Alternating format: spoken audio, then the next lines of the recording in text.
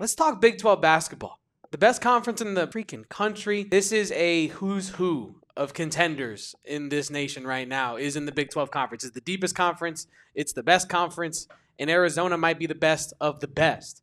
But that is why we have this. Now, you might notice that there are no teams on this tier list, and that is where me and Damon come in. We will be placing teams on this tier list. First team up on the docket, Baylor is the first team on my docket here. Now, this is an interesting Baylor team this year, right? Scott Drew is getting guys out of the G League to come compete for his squad because his squad just ain't got it. They bring in that one James Najee fella, and they have not won a game since. They've lost to TCU.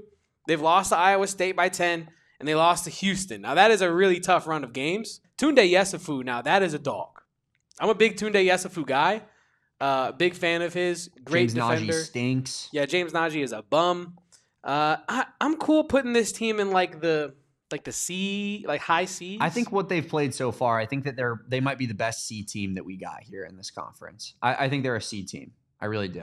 All right, so I would have said B before the year. If we were doing this before the season, I would have said B. But I think based off of their results so far, from losing to Memphis to losing to TCU, I think you have to put them in the C category. The next team here on the docket, Damon, Houston. Now, do we have our first S tier team, or we do, or are we putting Arizona in a class of their own in the S tier? No, Houston isn't. I've said it before. It's Houston's conference until we take it from them. I still feel that way. I know we're in first place. I know we're the number one team in America. And I know we have been for, what is it, a month running at this point. But for me, Houston it's their conference. They proved that last year. Tommy Lloyd is still yet to beat Kelvin Sampson. And that's an S-tier team in pretty much every year until Kelvin Sampson's gone, in my opinion. Next up, we got BYU. And I don't know. This one might be interesting for us here, Kevin, because their last result was not an S-tier team. No. Before Utah, I think I would have been arguing S-tier. It is a rivalry game, so it is a little bit, different than a conventional setting where, maybe Utah is going to play their, hearts out, best game of the season because they want to take down BYU on the road. But what do you think? What say you? Is this an A-tier team or an S-tier team? I think this is an A-tier team. I think in this kind of exercise, the S tier should be reserved for legitimate, best team in the country contenders. Now, BYU could get there, but I think right now, today, where this team is at, Damon, I don't think their defense is ready to be an S tier defense. Now, their offense, their shot making, AJ DeBansa is that guy, right? Last 5 minutes of a game, you need buckets, he's pouring them in. I'm not a believer in their defense, Damon. I think this is an A tier team. I will continue to say that BYU is maybe out of all of the teams, just in terms of Houston as well, just because they kind of make you play their play style. But BYU, other than Houston, might be the team that I am most worried about beating Arizona, because I just think they have the offensive firepower to do so, and you need offensive firepower to beat the Wildcats. You're just going to have to have elite shot making. And who has more elite shot making than a trio of AJ DeBansa, Rob Wright, and Richie Saunders? Moving on, Damon, we have Arizona State. Where do we think the Sun Devils should be? I think maybe the bottom of C, right? See, they're better than maybe a lot of people thought they were going to be. I do think they have some decent basketball players on their team. Samba Diop had a good game against Kansas State. They were in a dogfight with Kansas State, albeit it was at home. But it was until Arizona State at the end of the game kind of just took over, Kevin. And it ended up being a kind of an easy win at the end of it for Arizona State. I think that they're an okay basketball team. I mean, they're not going to make the tournament. They're not going to have a winning record in this conference because it's such a gauntlet. I agree with you. Now, before the K-State game, I was going to say that ASU should be at the bottom of the C tier. Right, because the Big 12 is just so good, right? ASU is just simply near the bottom of this conference. That's just the way it is. But they just beat K-State. And that kind of messes with my algorithm there. So I'm going to have them, I agree with you, behind Baylor in the C tier. And we'll see which teams that they end up ahead of. Next up, the one, the only, the Arizona Wildcats. And I think we can just go ahead and this is an S tier team. S tier them. An Arizona team that is undefeated. Number one. Move Houston the hell out of our way. Yeah, we're the number one team in America. Arizona number one. S tier team right there. Slide them past. I love that. Slid them. Not much to talk about here. We've all watched Arizona all season. This is the best team in the country. Yeah, deserves to be in the S tier, no doubt about it. If Arizona's not S tier, no team in the country is S tier. Now, this is an interesting team.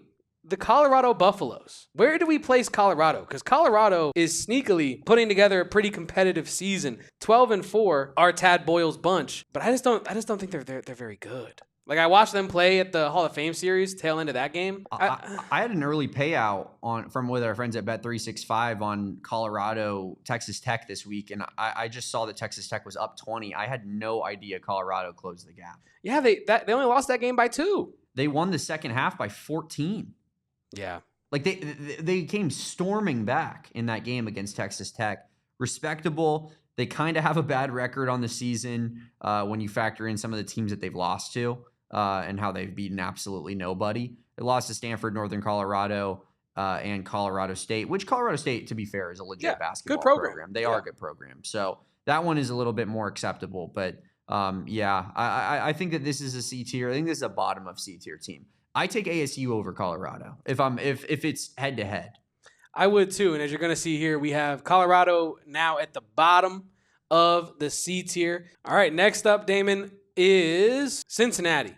Where do we have the Bearcats?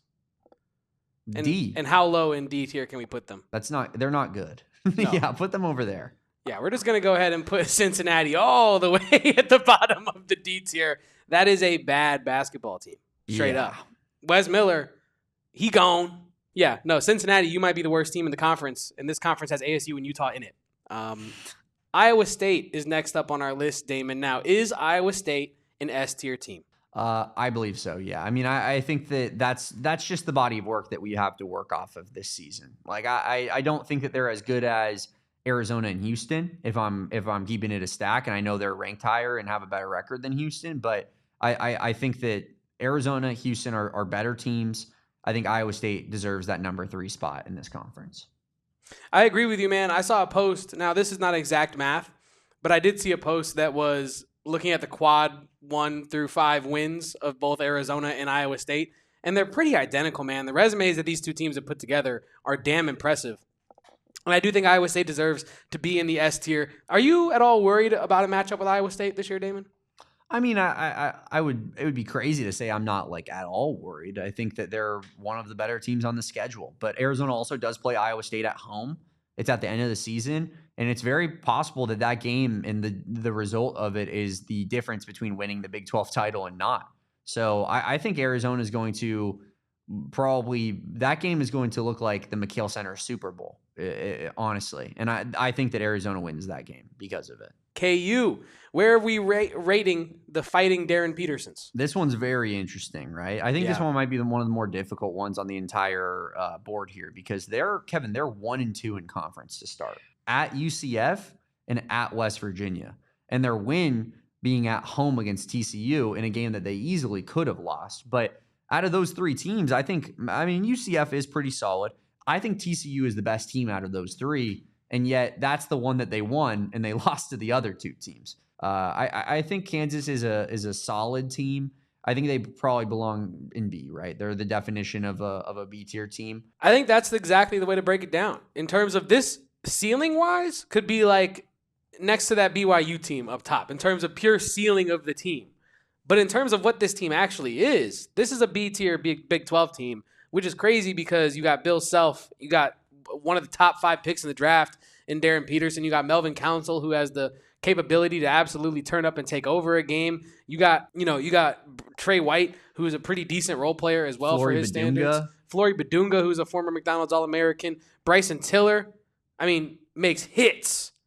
Don't underrate me. Bryson Tiller is an absolute baller and an absolute Grammy Award winner. Into this show, man. We got next up Kansas State, a school in which Arizona has seen, ASU has seen. They lost to both of those teams.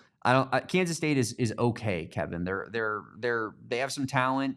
They have PJ Haggerty. They're also 0-3 in the conference. They also play the Pillsbury Doughboy. If you listen to their own fan base, I think they have to be in C tier, just based off of what they've shown us thus far, based off of losing to ASU, who's also in C tier, but it being a very back and forth game. They're a C tier team. This is a C tier team. Well put, Damon. You see the Wildcat down there, K-State Wildcat, that is, behind Colorado. Next up, we do have a team in Oklahoma State, who is, quite frankly, kind of a tough team to rank. Because I think in terms of like competitive teams in the Big 12, they're right up there with anybody. Like they lost to Iowa State by 12, and that's an S tier team. But they were winning a lot of that first half. Correct. They beat UCF, who was everybody's darling heading into that game. They had just gotten ranked, and then Oklahoma State says, no, we're going to out-tough you, outskill you over the duration of this game. I'm watching that game. UCF makes a couple pushes to get back into it. You're thinking, okay, here's the moment where the ranked team outdoes the unranked team on the road, and they escape with a victory. No. Oklahoma State closed it out. Is this a B-tier team? I think so. I think they've earned that right. I think they've earned the respect of being a B-tier team based off of what they've done this season. They are 1-2 in conference to start, but those two losses are to Texas Tech and to Iowa State. And that win is against UCF, who I think is also probably a B-tier team if we're getting out ahead of ourselves. So I think Oklahoma State belongs in that B-tier until proven otherwise. TCU. Go Frogs. Frogs. Where are we putting the Frogs on our tier maker list? I think they're also B tier. I think that they're in the Oklahoma State, UCF kind of realm of being teams that are a little bit surprising, but are very good and that play a good style of basketball, that are, not easy outs by any stretch of the imagination. I like TCU, Oklahoma State, and UCF kind of all in one similar tier, and then conversely, Kansas is a little bit of a disappointment, I think, being in the B tier rather than the A tier. But they're still a very similar caliber team right now to those teams. Next up, we got a banger of a team. I'm not gonna lie, Texas Tech. This is an interesting one to grade, but I think that they're in that kind of BYU realm for sure of really good, but they have some imperfections that are kind of keeping them out of that S tier. At times, this is like just the JT Toppin Christian Anderson show. And if they face a team that's just slightly more deep than them, in my opinion, they've really had some troubles in those games. But yeah, this is Texas Tech, one of those teams. They can beat anybody any given night.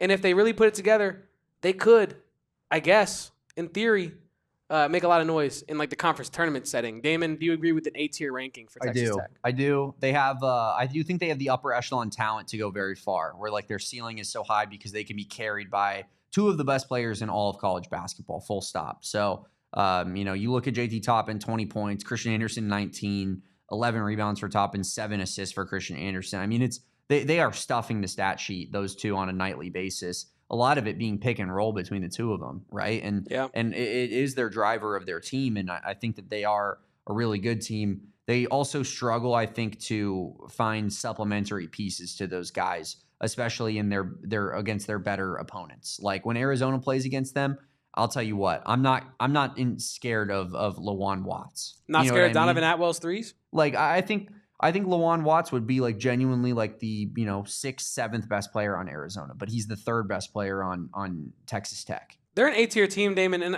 when you're watching that Houston game down the stretch, I think that felt like, maybe I'm reading too much into it, but it felt like a defining moment of nope, Houston is S tier, Tech is A tier. This is the difference. It's 4 points between these two teams. The difference is Kingston Fleming's going off in the clutch. Yeah. The difference is a couple shots not falling for JT Toppin when they fell for Chris Sinak on the other end or whatnot, right? So, man, this conference is so good. I love Texas Tech, but they are definitely not quite in that S tier. Texas Tech is a competitor for the conference title in every other conference in America, if not the favorite. The favorite. That's what I was going to say. I think they're the favorite in every other conference. Moving on to UCF, Kevin, and we kind of already said where this team is going to be. We're going to put them in the B tier. I think UCF's very good. They're very competitive. They've kind of been, the surprise team, if you will, of the conference, I would argue, thus far. Them and Oklahoma State probably, right? But UCF is playing good ball. They were only working on one loss, and that being to undefeated Vanderbilt, until they lost to Oklahoma State on the road. And I think that kind of proved Oklahoma State is a legit squad as well. Moving on, we have Utah. We have another D tier team. Yeah, this is a D tier squad. Welcome to D tier. No disrespect to Alex Jensen, first year head coach, Still figuring it out. Still putting it together. It's not over for Alex Jensen. It was always going to be a tough rebuild in year one, especially with your conference rival being as good as they are in BYU this season. But yeah, Utah is a D tier team. And then the final team, the 16th squad in this week's tier rankings, is none other than West Virginia. What do you freaking do with West Virginia? Yeah, they might be the most difficult team to rank on this thing. They have a winning record in conference right now. They're 2-1. They've beaten Kansas. Yeah. They also beat Cincinnati at home by 2 points, Kevin. So that's not really anything to hang your hat on necessarily. They lost to Iowa State, lost to Ohio State by 1, which Ohio State is a legit opponent this year. They're pretty solid. Lost to Wake Forest, lost to Xavier, lost to Clemson. They essentially lose, I think, to every team with a pulse that they play minus Kansas this year. I think they're either the worst C-tier team or the best D-tier team. I will give them the benefit of the doubt because I like Ross Hodge and I like what he did at North Texas, and it's his first year at West Virginia. So I'm giving him some of that first-year coach benefit of the doubt. Let's leave them in the end of C-tier, Damon. Yeah, I think end of the C tier is fair for West Virginia based on their strength of schedule, the fact that they've only lost to one team outside of the KenPom top 100, and that was Xavier, who was 104. That's a pretty tough dice roll. But those are our Big 12 tiers. Let us know what we got right, what we got wrong, what you feel indifferent about in the chat down below.